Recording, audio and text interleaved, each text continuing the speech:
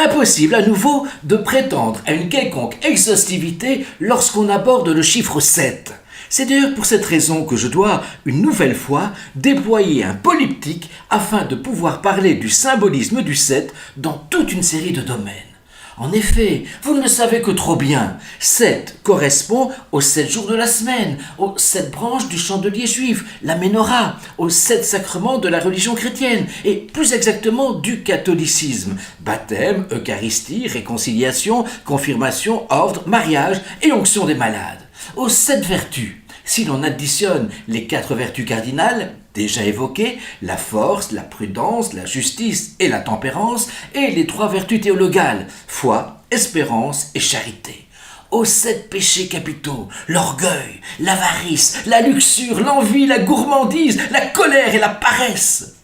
Les 7 jours de chaque période lunaire. À ce propos, Philon fait constater que la somme des 7 premiers nombres, à savoir 1, plus 2, plus 3, plus 4, plus 5, plus 6, plus 7, est égale précisément à 28, les 4 périodes du cycle lunaire. On pourrait également citer les 7 couleurs de l'arc-en-ciel. Cependant, cette proposition est vraie pour notre langue française, pas forcément dans les autres langues, comme l'anglais par exemple, qui découpe le continuum des couleurs en 6. Enfin, bien sûr, les 7 notes de la gamme diatonique, do, ré, mi, fa, sol, la, si. Globalement, le 7 représente un cycle complet, une perfection dynamique. On prête à Hippocrate cette sentence. Le nombre 7, par ses vertus cachées, maintient dans l'être toute chose. Il dispense vie et mouvement, il influence jusqu'aux êtres célestes. 7 est donc le nombre de l'achèvement cyclique et de son renouvellement. Le monde ayant été créé en 6 jours, Dieu chôma le 7e et il en fit un jour saint. Le sabbat n'est donc pas vraiment un repos extérieur à la création, mais son couronnement, son achèvement dans la perfection. Dans la Bible, sur les nombreux passages de l'Ancien Testament où l'on a la mention du chiffre 7, je n'en retiens que 3, il faut bien opérer un choix. Au chapitre 29 de la Genèse, Jacob travaille pendant 7 ans pour pouvoir épouser Rachel, mais le jour des noces, son beau-père lui donne sa fille aînée, Léa.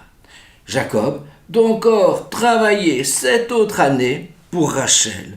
Belle attente, n'est-ce pas? Quelle belle flamme d'amour!